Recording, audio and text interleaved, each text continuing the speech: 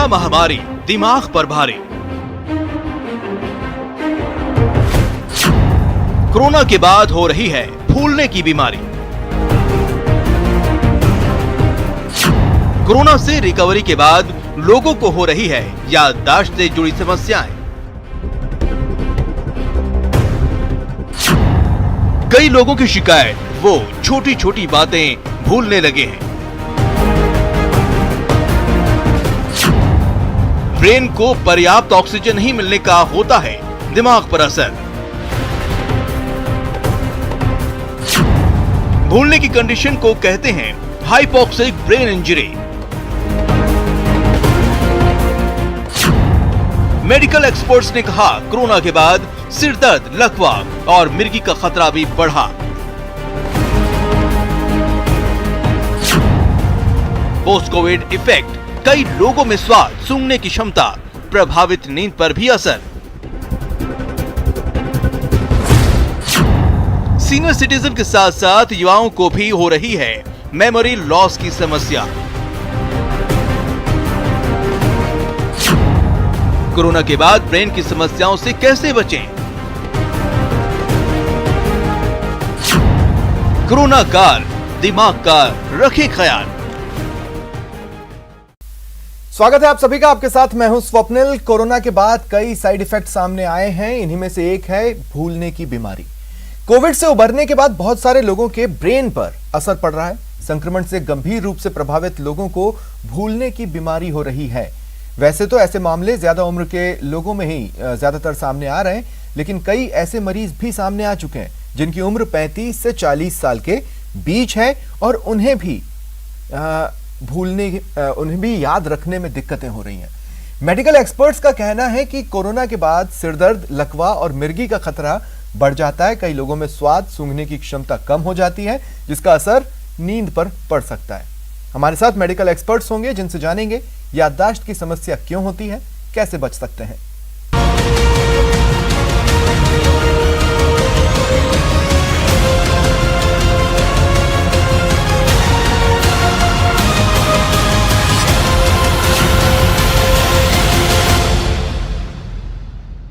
और मेरे साथ जो एक्सपर्ट्स जुड़ रहे हैं आपको इंट्रोड्यूस करवा देता हूं। Doctor Sushma Sharma, senior neurologist metro अस्पताल से मेरे साथ जुड़ रही हैं। Doctor Nagendra Sharma, senior neurosurgeon है, और योगी उमेश शर्मा, योग गुरु हैं। आप सभी का स्वागत है न्यूज़ 18 राजस्थान पर। सुषमा जी, आपसे शुरुआत करना चाहता हूं। देखिए, एक वक्त था, एक गाना आया था और मैंने कभी सोचा नहीं था कि उस टाइप की स्थितियां मैं अपने सामने देखूंगा। गाना था, चलते चलते यूं ही रुक जाता हूं मैं, बैठे बैठे कहीं खो जाता हूं मैं, कहते कहते चुप हो जाता हूं मैं। मुझे कभी नहीं लगा था कि ऐसे सिम्टम्स मैं पर्दे के बाहर देखूंगा, लेकिन कोविड काल में मैं ऐसे लोगों को देख रहा हूं।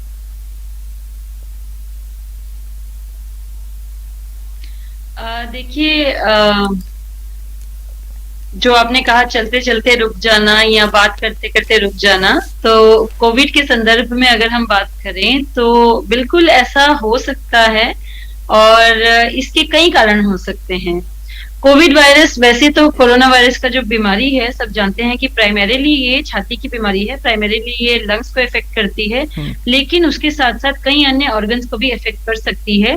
स्पेशली जब मॉडरेट या सीवियर डिजीज हो तो कई अन्य ऑर्गन्स को भी इफेक्ट कर सकता है, और उसमें से ब्रेन जो नर्वस सिस्टम है, हमारा सेंट्रल नर्वस सिस्टम और peripheral nervous system, brain neurological organs, उनको भी ये बीमारी इफेक्ट करती है।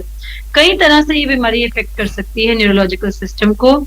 स्टार्टिंग फ्रॉम, बहुत सारे लोगों में तो शुरुआत ही न्यूरोलॉजिकल सिम्टम से होती है, यानी कि सूंघने की शक्ति का चला जाना, स्वाद की शक्ति का कम हो जाना, और उसके अलावा दौरे आ सकते हैं, मिर्गी हो सकती है, लकवा आ सकता है, ब्रेन में सूजन आ सकती है, ब्रेन में कोविड वायरस की इन्फेक्शन हो सकती है।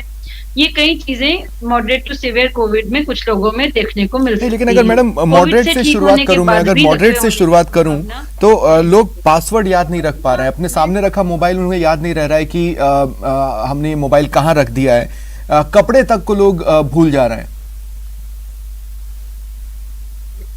यस, इसमें दो चीजें हैं। एक तो हो गया कि जो कोविड से ठीक हो चुके हैं और उसके बाद उनको माइल्ड मेमोरी लॉसेस हो रहे हैं, इसको हम लॉन्ग कोविड सिंड्रोम कहते हैं, इसको हम कोविड फॉग भी कहते हैं। कोविड बीमारी में इन्फ्लेमेशन बॉडी में बढ़ जाती है, साइटोकाइन स्टॉर्म होता है जिसे हम जानते हैं कि बॉडी में इन्फ्लेमेशन बढ़ जाती है, और यही साइटोकाइंस ब्रेन पे भी असर करते हैं और मेमोरी की प्रोसेस पे भी असर करते हैं।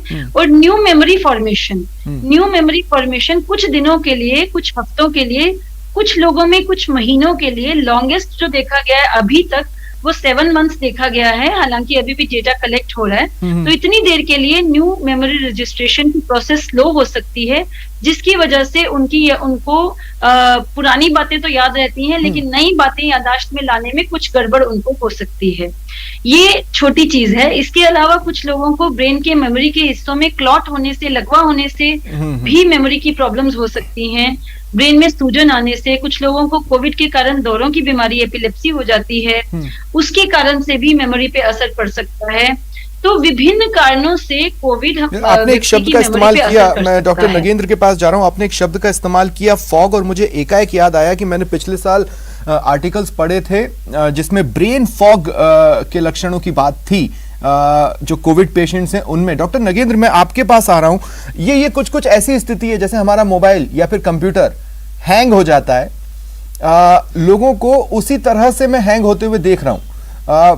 क्या ये ब्रेन फॉग ही है या फिर कुछ और सिंड्रोम्स हैं?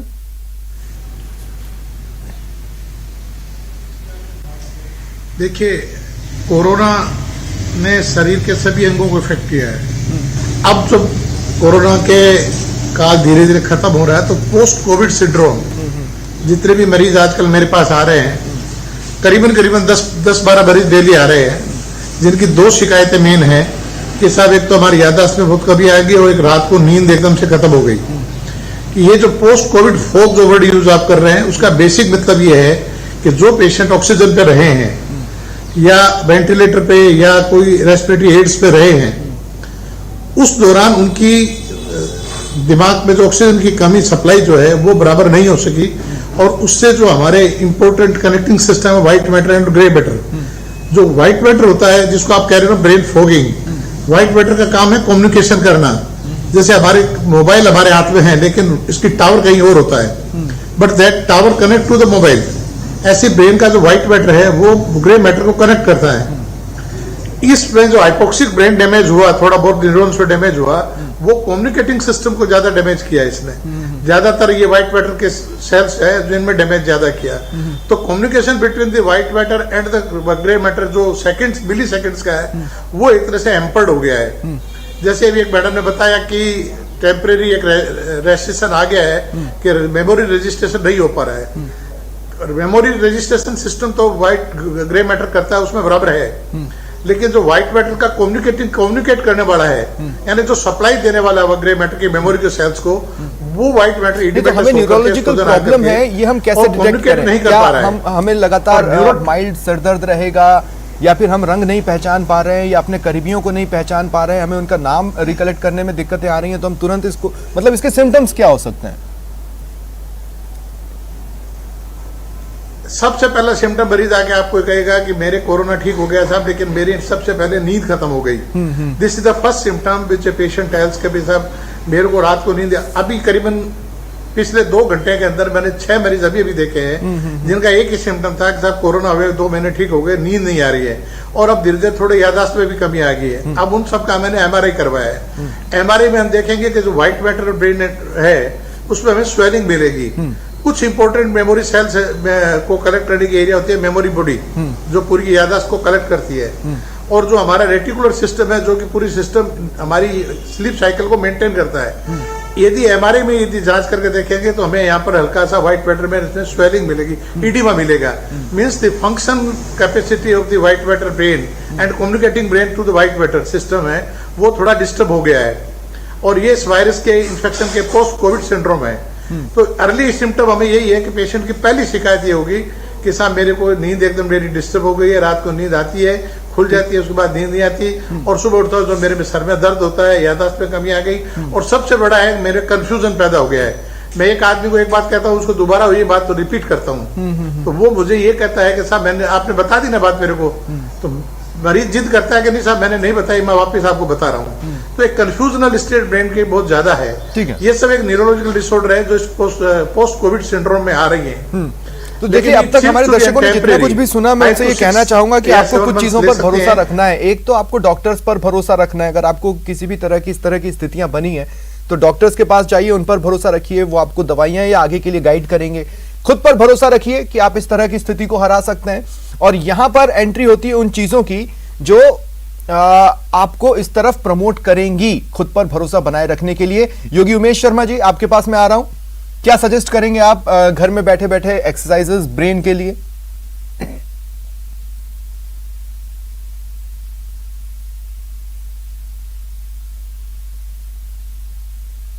से रिलेटेड हो या फिर स्मेल से रिलेटेड हो, जैसा कि अभी डॉक्टर साहब ने बताया कि नींद से रिलेटेड है, या फिर आज हम बात कर रहे हैं कि मेमोरी लॉस लोगों को हो रहा है, तो यौगिक जो मैनेजमेंट है वो यही बोलता है कि आप चाहे आप किसी भी बीमारी से ग्रसित हो, और स्पेसिफिकली यदि हम यौगिक मैनेजमेंट की बात करें कि इन सभी समस्याओं से निजात दिलाने के लिए यदि आपके पास कोई भी प्राकृतिक या फिर नेचुरल उपचार है, तो आज हमारे पास में हमारे जो देन है हमारी संस्कृति की योग, उसका जो उपचार है वो उसका उपचार किसी से शायद आज छुपा नहीं है। तो स्पेसिफिकली यदि यौगिक मैनेजमेंट की बात की जाए हमारे ब्रेन की जो मसल्स हैं इनको खोलने के लिए, तो मैं यहाँ बताना चाहूँगा कि प्राणायाम सबसे ही कारगर उपाय है। प्राणायाम और मेडिटेशन प्लस प्राणायाम के बारे में ये भी कहा गया है कि धारणा सूच योग्यता मनस है। इसके बारे में सीधा सीधा यही बताया गया है कि आपका जो ब्रेन है उसकी मसल्स खोल करके आपकी ब्रेन की पावर को फोकस, जो एक एबिलिटी होती है फोकस करने की, धारणा बनाने की, उसको काबिल बनाता है प्राणायाम। तो प्राणायाम आज पूरी दुनिया, आई थिंक पूरी दुनिया प्राणायाम का सहारा ले रही है अपने ब्रेन की मसल्स को। हमारे जो ब्रेन के दो हेमिस्फीयर होते हैं लेफ्ट और राइट, उसको खोलने के लिए जो प्राणायाम है अनुलोम विलोम प्राणायाम, तो मैं सभी को सजेस्ट करना चाहूँगा कि खुली हवा में सुबह सुबह लोग फेस करेंगे। योगी उमेश जी, मैं कह रहा हूँ कि जैसे अगर लोग फोकस ही नहीं कर पा रहे हैं, है ना, या वो कंफ्यूजन के स्टेट में है, तो वो मेडिटेट करेंगे कैसे?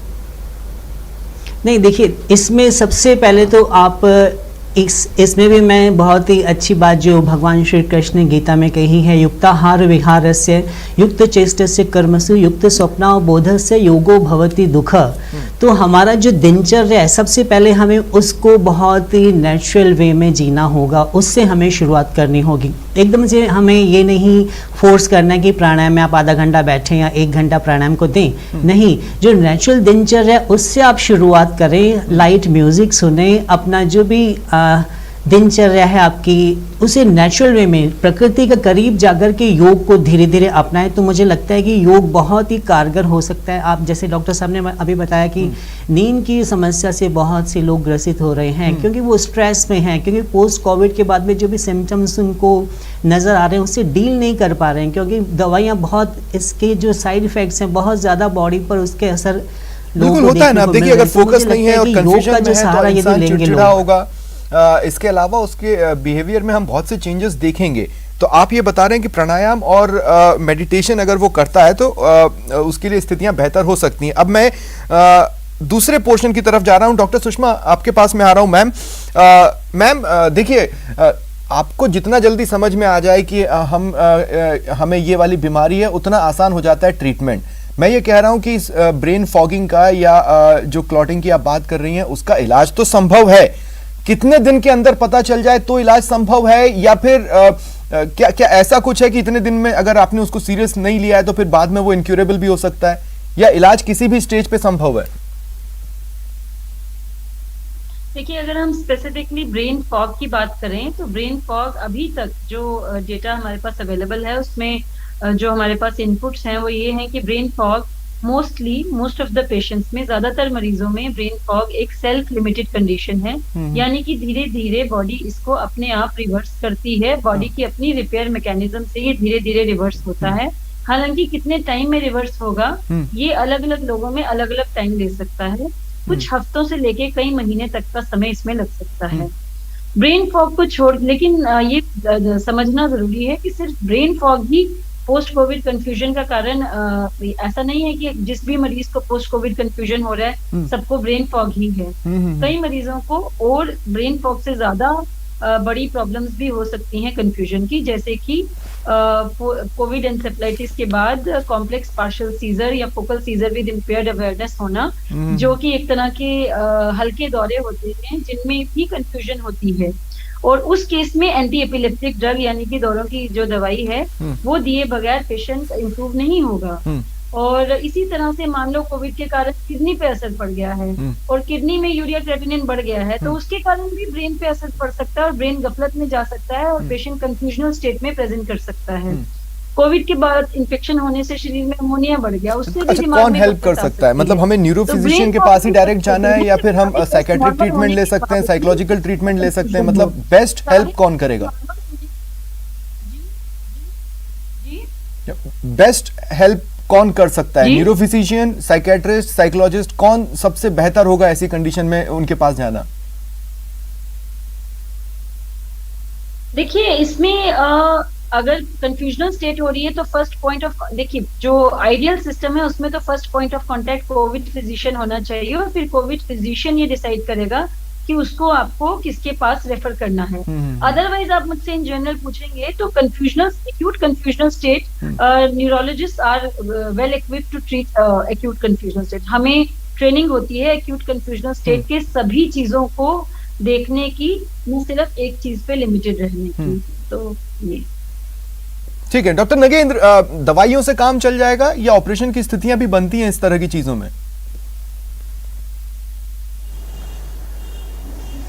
देखिए, जो पोस्ट कोविड सिंड्रोम है इसमें सर्जरी की रोल बहुत ही नगण्य, नेग्लिजिबल है, कोई ज्यादा नहीं है। जैसा अभी मैडम बता रही थी कि फोकल सीजर्स आने के बाद में जो इडिमा होकर के मेंटल फोक बनता है, वहां पर एंटी एपिलेप्टिक ड्रग्स है वो हेल्प करती है। यानी डिपेंड ये करता है कि मरीज किस सीवियरिटी के सिम्टम लेके आपके पास आया है। यदि confusional state, focal seizure, impaired of the memory, ये जो चीज है ये तो न्यूरो फिजिशियन या न्यूरो सर्जन के पास जाए तो वो इसको आराम से ठीक कर सकते हैं। कोई मरीज के पास में बहुत ज्यादा साइकेट्रिक बिहेवियर डिस्टर्बेंस है, यानी 2-3 पेशेंट मैंने देखे जिनमें बहुत ज्यादा बिहेवियर डिसऑर्डर्स आ गए, ऐसे मरीजों को साइकेट्रिक की डिपेंड है। ये पेशेंट किसके पास जाए और कैसा इलाज कराए, ये जो ट्रीटिंग फिजिशियन है जिसने उसको कोविड से ठीक किया है उसके प्रेजेंटिंग सिम्टम पर वो डिसाइड करेगा कि इसको न्यूरोलॉजिस्ट के पास जाना ठीक है, साइकियाट्रिस्ट के पास जाना ठीक है, या अपने को किसी अन्य डॉक्टर की उसके रेमिशंस की जरूरत है। बहुत बार क्या होता है कि बहुत सारे गांव के विलेजर्स हैं, वो इसको एक ये लेते हैं कि कमजोरी आ गई शरीर में, बहुत तकलीफ हो गई, बीमारी से उठे हैं, धीरे धीरे ठीक होते हैं। तो this is an auto रेमिशन disease है, ये 5-6 महीने बड़ा भी धीरे धीरे ठीक हो जाती है। नहीं, लेकिन सर जैसे मैं ये कह रहा हूँ कि 35 से प्लस या जो देखिए ज्यादातर तो ऐसे लोग दिखे जो बुजुर्ग हैं या फिर 35 प्लस में भी अब लोगों में इस तरह की चीजें या याददाश्त से रिलेटेड प्रॉब्लम्स देखने को मिल रही हैं। ये ऑलरेडी वो एज ग्रुप होता है जब इन चीजों को हमारे समाज में आम माना जाता है कि हाँ इस एज में लोग भूलने लगते हैं, तो ऐसे में वो उसको सीरियस ले ही ले, इस बात की कितनी गारंटी रह जाती है?